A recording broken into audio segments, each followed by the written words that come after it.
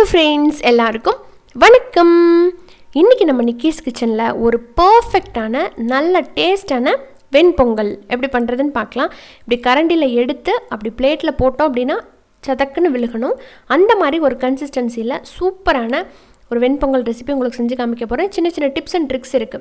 1 மணி நேரம் ஆனால் கூட இந்த பொங்கல் வந்து இதே மாதிரி நல்லா குளகுளப்பாகவே கெட்டியாகாமல் இருக்கிற மாதிரி எப்படி பண்ணுறது அப்படிங்கிறத செஞ்சு காமிக்க போகிறேன்.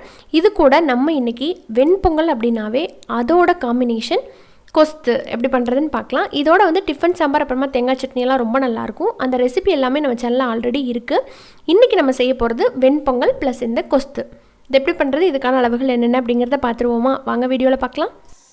வெண்பொங்கல் வந்து நல்லா குளகுளப்பாகவும் ருசியாகவும் வர்றதுக்கு முதல் டிப் என்ன அப்படின்னு பார்த்தீங்கன்னா, அரிசி பருப்போட அளவு. நான் இன்றைக்கி 1/2 கப் ரைஸ் அப்புறமா 1/2 கப் பருப்பு, சிறு பருப்பு அதாவது பாசிப்பருப்பு எடுத்துக்க போகிறேன்.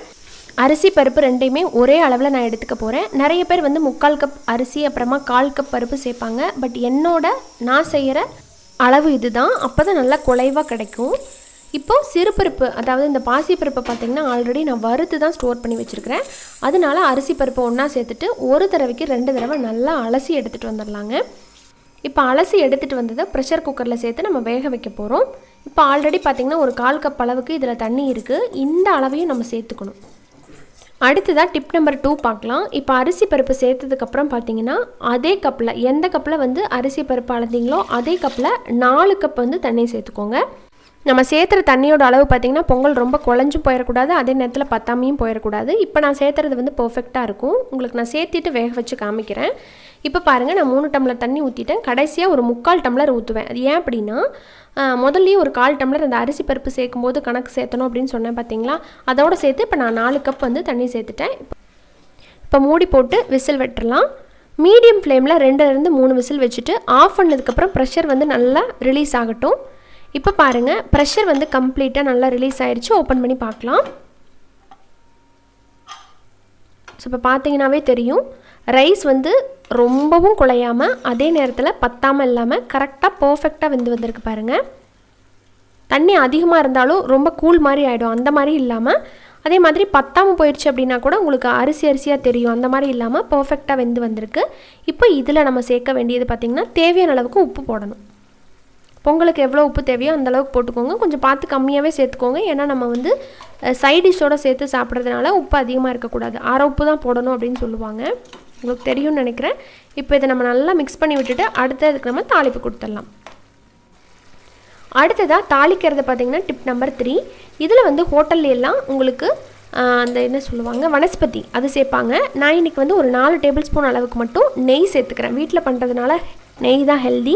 ஸோ எப்போயாவது ஒரு டைம் பண்ணுறதுனால கொஞ்சம் ஜாஸ்தியாக சேர்க்கறதுனால பரவாயில்ல.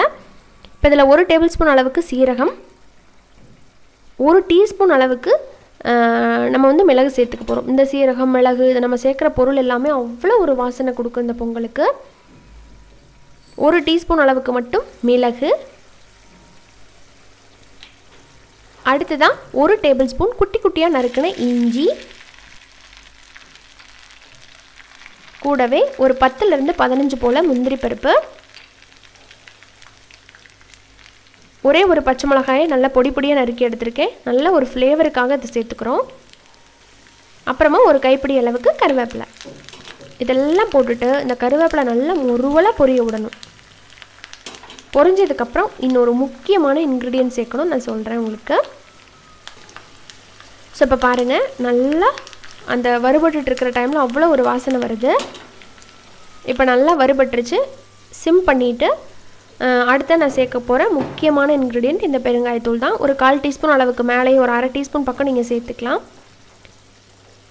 சூப்பரான ஒரு வாசம் கொடுக்கும் இந்த கருவேப்பிலை. அப்புறமா இந்த பெருங்காயம், நம்ம சேர்த்துருக்கிற மசாலாலாம் அந்த நெய்யில் வறுபடும் போது இதை ஒரு டைம் நல்லா ஸ்பூன் வச்சு நல்லா மிக்ஸ் பண்ணிவிட்டு நம்ம பொங்கலில் சேர்த்துற வேண்டியதான். அவ்வளோதாங்க. ஸோ சூப்பராக அந்த கரண்டியில் பார்த்திங்கன்னா கொஞ்சம் கொஞ்சம் நெய் இருக்கும் இல்லைங்களா, அதனால் அந்த பொங்கல் எடுத்து அதில் போட்டு வேஸ்ட் பண்ணக்கூடாது நெய்யை. இப்போ அதை போட்டு நல்லா மிக்ஸ் பண்ணிடலாம். ரொம்பவே சூப்பரான நம்மளோட வெண்பொங்கல் ரெடி. இதை நான் சொல்லும்போது பார்த்திங்கன்னா எல்லா ரெசிபிக்கும் இப்படி சொல்கிற மாதிரி தான் இருக்கும். பட் செஞ்சு பார்க்கும்போது தான் அதோட டிஃப்ரென்ஸ் தெரியும் எப்படி வருது அப்படின்ட்டு. இப்போ வந்து கடைசியாக நம்ம இதில் இன்னும் கொஞ்சம் நெய் சேர்த்துக்கலாம். மறுபடியும் ஒரு 2 ஸ்பூன் அளவுக்கு நெய் மேலாப்பில் போட்டு அப்படியே நான் விட்டுற போகிறேன். இந்த மாதிரி மேலே போட்டு விட்டுட்டு கம்ப்ளீட்டாக இது ஒரு 1 ஹவர் அப்படியே விட்டுறலாங்க. இதுக்கு நம்ம சைட் டிஷ் ரெடி பண்ணுற வரைக்கும் ஒரு மூடியை போட்டு மூடி வச்சுருங்க. இந்த நம்ம சேர்த்த நெய் அப்படியே உருகி போய் அப்புறமா நீங்கள் ஓப்பன் பண்ணும்போது அப்படியே சொல்லவே வேண்டாம், அவ்வளோ ஒரு வாசனையாக இருக்கும். இப்போ நம்ம கொஸ்து ரெடி பண்ணலாம். கொஸ்துக்கு பார்த்திங்கன்னா முதல்ல ஒரு பொடி ரெடி பண்ண போகிறோம். அதுக்கு ஒரு ஃப்ரை பேனில் 1 ஸ்பூன் அளவுக்கு ஆயில் போட்டுட்டு ஆயில் சூடானதுக்கப்புறம் இதில் 1 டேபிள் ஸ்பூன் கடலைப்பருப்பு. கடலைப்பருப்புலேருந்து ஒரு வாசம் வரும், அது வரைக்கும் இதை முதல்ல நல்லா வறுக்கணும். இப்போ பாருங்கள், கொஞ்சம் வறுபட்டதுக்கப்புறம் இதில் 1 டேபிள் ஸ்பூன் அளவுக்கு மல்லி சேர்த்துக்கோங்க, வர கொத்தமல்லி. அப்புறமா இதில் 1 டீஸ்பூன் மட்டும் உளுந்து பருப்பு, அதையும் போட்டுக்கலாம். போட்டு நல்லா இந்த அளவுக்கு வறுபட்டதுக்கப்புறமா இதில் ஒரு 1/4 டீஸ்பூன் அளவுக்கு மட்டும் வெந்தயம் போட்டுக்கோங்க. கூடவே காரத்துக்கு தகுந்த மாதிரி காஞ்ச மிளகா சேர்த்துக்கலாம். நான் வந்து கலருக்காக வேண்டி ஒரு 2-3 காஷ்மீரி மிளகா, அப்புறம் காரத்துக்காக 3 காஞ்ச மிளகா இதெல்லாமே போட்டிருக்கேன். போட்டு இதை நல்லா ஓரளவுக்கு ஃப்ரை பண்ணதுக்கப்புறம் ஒரு பிளேட்டுக்கு மாற்றி கம்ப்ளீட்டாக ஆற விட போகிறோம்.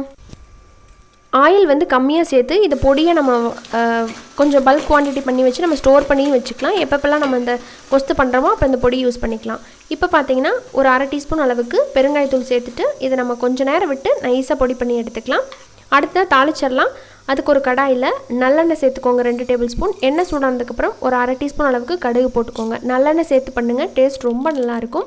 இப்போ அடுத்ததாக சீரகம் வந்து ஒரு 1/2 டீஸ்பூன் அளவுக்கு போட்டிருக்கேன். இதெல்லாம் நல்லா பொரிஞ்சதுக்கப்புறம் கொஞ்சம் கருவேப்பிலை போட்டுருங்க.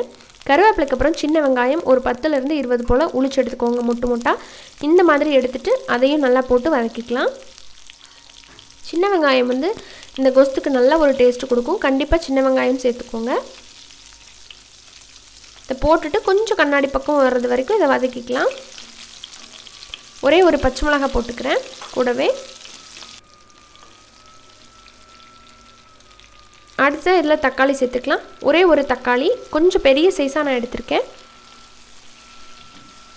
இதில் நம்ம புளியும் சேர்க்க போகிறோம். உங்களுக்கு தகுந்த மாதிரி நீங்கள் தக்காளியோட அளவை சேர்த்துக்கலாம். சேர்த்து கொஞ்சம் மசிகிற அளவுக்கு வதக்கிக்கோங்க. இப்போ ஓரளவுக்கு மசிச்சு வந்திருக்கு. அடுத்து அதில் நம்ம கத்திரிக்காய் சேர்த்துக்கலாம். நான் வந்து குட்டி குட்டி கத்திரிக்காயாக வந்து கட் பண்ணி வச்சுருக்கிறேன். அது வந்து ஒரு 6-7 போல் இந்த மாதிரி சேர்த்துக்கலாம். இந்த கொஸ்து பார்த்திங்கன்னா இந்த நாட்டு கத்திரிக்காய் போட்டு பண்ணும்போது டேஸ்ட் ரொம்ப நல்லாயிருக்கும். நான் இன்றைக்கி வந்து அதான் சேர்த்துருக்குறேன். இந்த மசாலாவோட சேர்த்து நல்லா மிக்ஸ் பண்ணி விட்டுருங்க. அடுத்ததாக ஒரு 1/2 டீஸ்பூன் அளவுக்கு மஞ்சள்தூள் சேர்த்து நல்லா மிக்ஸ் பண்ணுங்கள். நாட்டு கத்திரிக்காய் எல்லா பக்கமும் கிடைக்காது. ஸோ எந்த கத்திரிக்காய் உங்களுக்கு கிடைக்குதோ அதை போட்டும் பண்ணிக்கலாம். பட் நான் ஒரு டிப்பு தான் சொல்கிறேன்.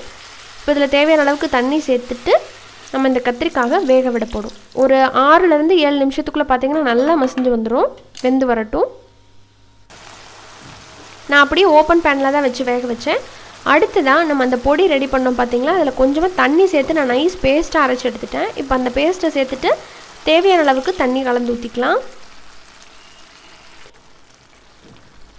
இப்போ நல்லா கலந்துட்டு தேவையான அளவுக்கு தண்ணி சேர்த்து இப்போ இதை நம்ம கொதிக்க விட போகிறோம். இந்த பேஸ்ட்டு சேர்த்ததுக்கப்புறம் அப்படி ஒரு வாசனையாக இருக்குது பாருங்கள். நல்லா கொதிச்சிட்ருக்கு. இதில் ஒரு சின்ன நெல்லிக்காய் அளவுக்கு புளி எடுத்து புளி தண்ணி கரைச்சி எடுத்துருக்கேன். அதை இந்த டைமில் ஊற்றிக்கலாம். ஊற்றி நல்லா மிக்ஸ் பண்ணி விட்டுடலாம். நிறைய பேர் ஒருத்தரும் ஒரு விதமாக இந்த கொஸ்து பண்ணுவாங்க. நான் ஒரு மெத்தடில் பண்ணுறேன். இப்போ தேவையான அளவுக்கு உப்பு சேர்த்துக்கலாம். சில பேர் பருப்பு சேர்த்து பண்ணுவாங்க, சில பேர் சேர்த்து பண்ண மாட்டாங்க. இதே டைமில் இப்போ பாருங்களேன், புளி நல்லா கொதிச்சதுக்கப்புறம் இப்படியே மல்லித்தலை போட்டு இறக்குனாலும் இறக்கிக்கலாம்.